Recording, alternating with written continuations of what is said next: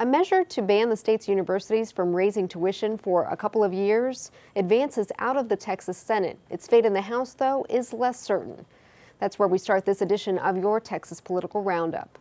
All but 2 senators voted to pass Senate Bill 19, which would bar schools from hiking costs for 2 years.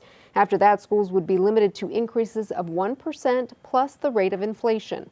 But that growth would only be allowed if schools met a series of performance metrics. In the wake of the Flint, Michigan water crisis, one lawmaker wants to require Texas school districts to test their drinking water for lead.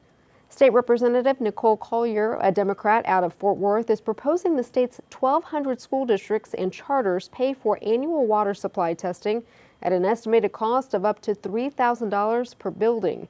Advocates say even though most schools get their water from public utilities, which regularly test for lead, schools are particularly vulnerable because so many of them have older pipes.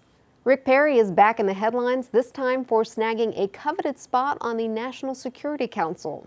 The Trump administration announced this week that Texas's longest-serving governor turned U.S. Energy Secretary would be a member of the president's main advisory group on intelligence and defense matters.